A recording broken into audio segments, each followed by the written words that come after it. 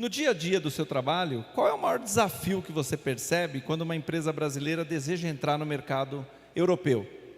A gente já foi falado aqui hoje de manhã e o entender o mercado, ele é muito importante.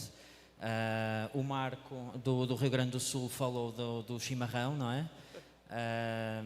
Que faz todo sentido, mas existem diversos outros produtos que podem não ter o fit que os empresários acham que poderá ter em Portugal. Portugal hoje é um país muito aberto às pessoas. Existe uma grande comunidade brasileira em Portugal.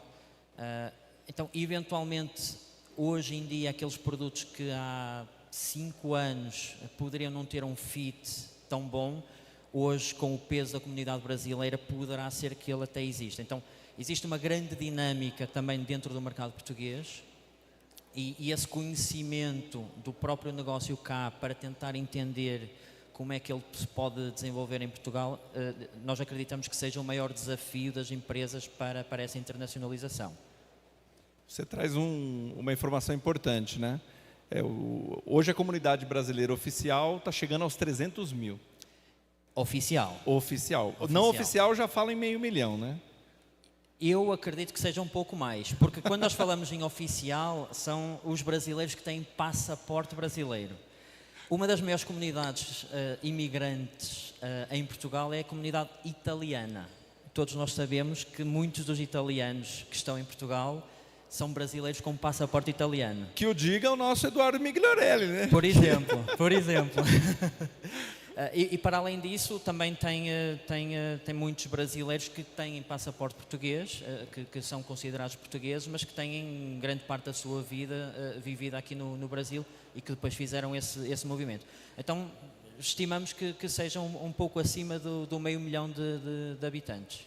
Esse dado é importante porque Portugal, com seus 10 milhões, a gente tem lá uma população estimada em 500 mil de brasileiros. Vamos pensar assim.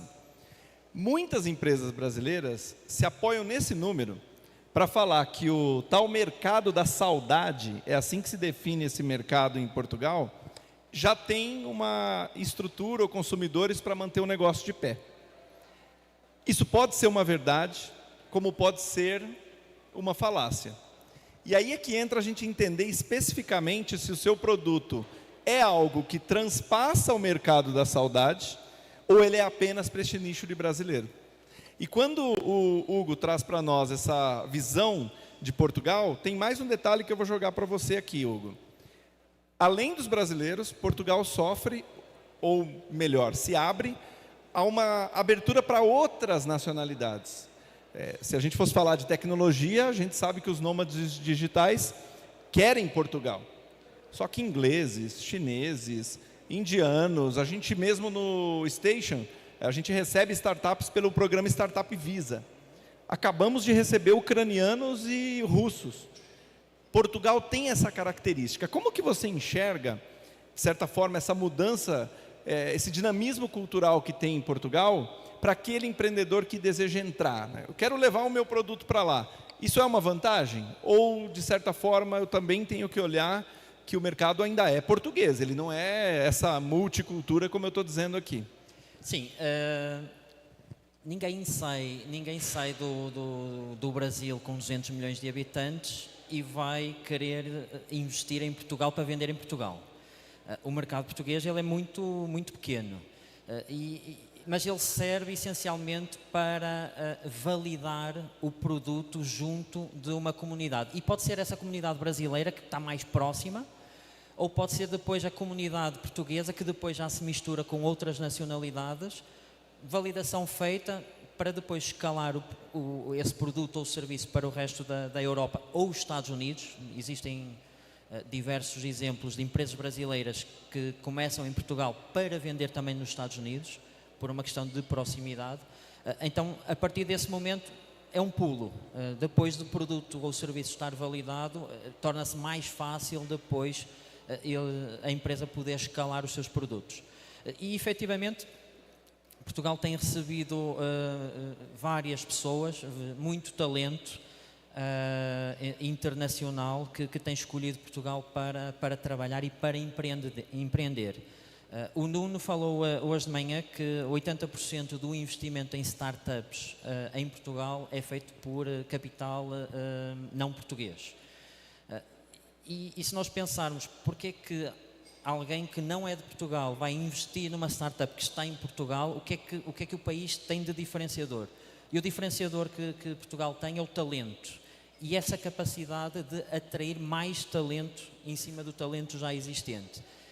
E tudo, com essa roda depois rodando, passa a palavra, faz com que depois as empresas queiram estar também naquele meio e aproveitar todo aquele talento que se vai localizando lá e formando todo o ecossistema para o desenvolvimento do negócio.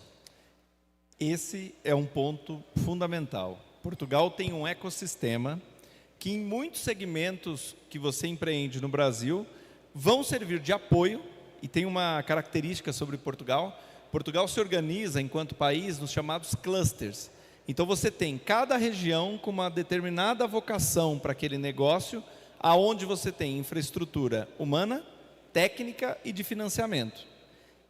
Só que essa é a porta de entrada para a Europa. E isso é um ponto estratégico para você validar o seu negócio e começar essa jornada com desdobramento para o restante da Europa.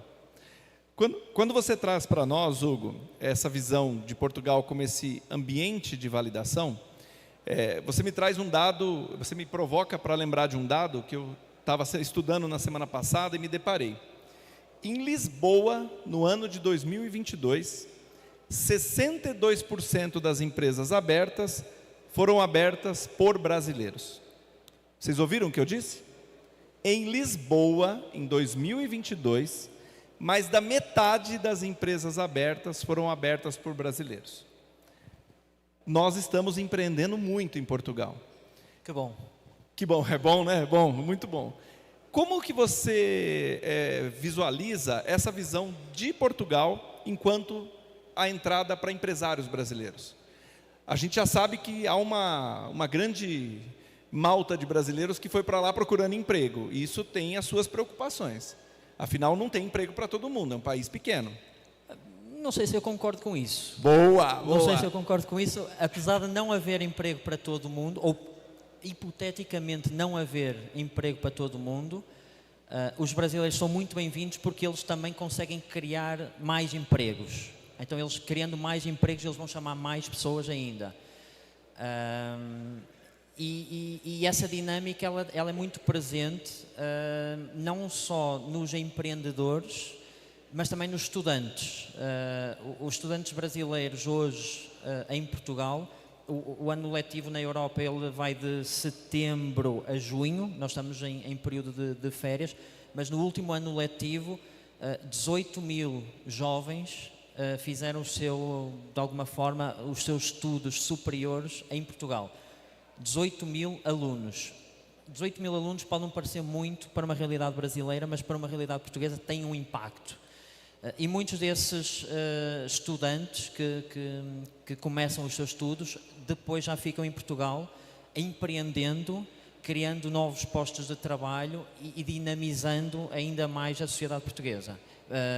Nós enxergamos como um ótimo movimento e Portugal sempre teve de fronteiras abertas para receber toda a gente.